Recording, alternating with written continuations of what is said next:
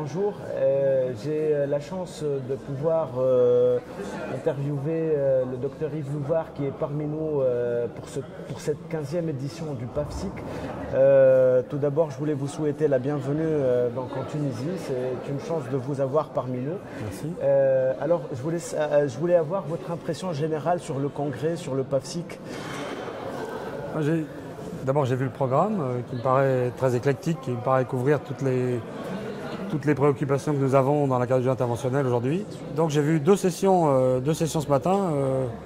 La première chose que j'ai remarquée, c'est l'interactivité, c'est-à-dire que mes collègues tunisiens n'hésitent pas à poser des questions, même solliciter de pouvoir m'interrompre, ce qui me paraît vraiment quelque chose qu'on n'obtient pas dans des grands congrès gigantesques de 5000 places où personne n'ose lever la main, et qui est à mon avis très très profitable pour le partage des connaissances. Des expériences et des connaissances, voilà. Alors, ma deuxième question était par rapport à votre topo de ce matin, par rapport à l'occlusion coronaire chronique. Je voulais vous demander la place de la voie rétrograde dans votre expérience. Est-ce qu'il faut la tenter parfois en première intention? Et ma troisième question est quel est le taux de succès de cette voie rétrograde en cas d'échec premier de la voie antérograde? Alors d'abord, l'angioplastie des occlusions coronaires chroniques, c'est ma troisième passion, après la radiale, les bifurcations tronc commun et maintenant les CTO. Parce que c'est très clairement des lésions qui sont difficiles à traiter. Et donc qui nécessitent de l'expérience, de collecter et de partager des données. Et donc c'est vrai qu'on commence toujours, historiquement et même pendant les procédures, on commence toujours par une antérograde, presque toujours.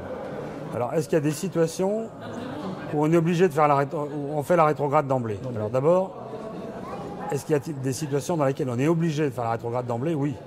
Par exemple, une occlusion complètement ostiale de droite, dans laquelle on ne peut pas repérer l'ostium, c'est une indication obligatoire de voie rétrograde. De la même façon, lorsqu'il y a une ambiguïté sévère sur où se trouve l'occlusion, en particulier quand il y a des branches, voilà, c'est une deuxième situation où il est parfois difficile de repérer le point de départ. Dans ce cas-là, on peut avoir éventuellement, ce n'est pas le cas pour les ostiomes, on peut avoir éventuellement la possibilité de repérage par l'échographie. Oui.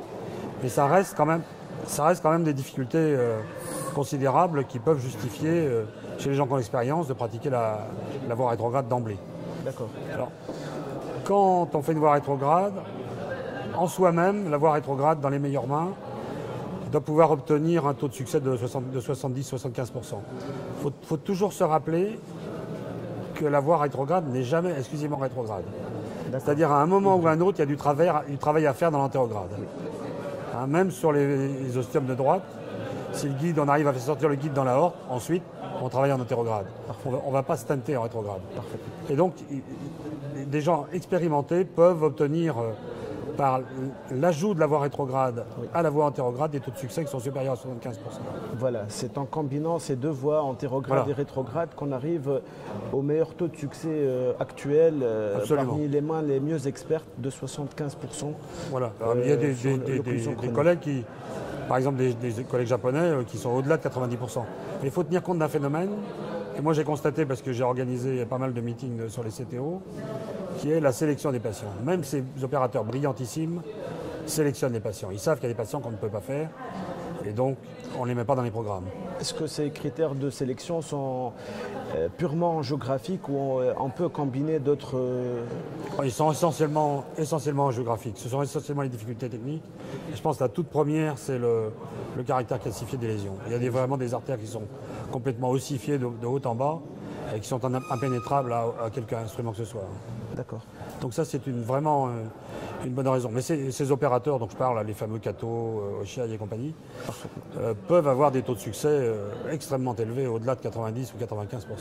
Moi, je pensais directement au scanner. Je ne sais pas, qu'est-ce que vous en pensez? Le scanner, ça aide à définir un trajet qu'on ne voit pas par l'angiographie. C'est-à-dire, sur les occlusions longues, on ne peut pas imaginer, par exemple, on voit dans des artères non occluses des sinuosités, et donc on ne voit pas pourquoi il n'y en aurait pas dans les artères occluses. Donc il y en a, ça permet de repérer des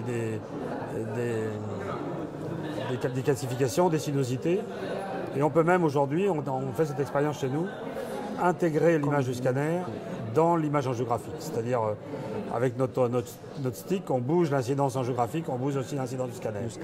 Et ça nous permet d'imaginer dans quelle direction doit pousser notre bille. Parfait, parfait. Je vous remercie pour vos éclaircissements et je renouvelle encore une fois, donc on est très content de vous compter parmi nous dans ce congrès. Espérons vous voir sur les prochaines sessions, Monsieur Louvard. Merci beaucoup. Merci beaucoup. Merci beaucoup.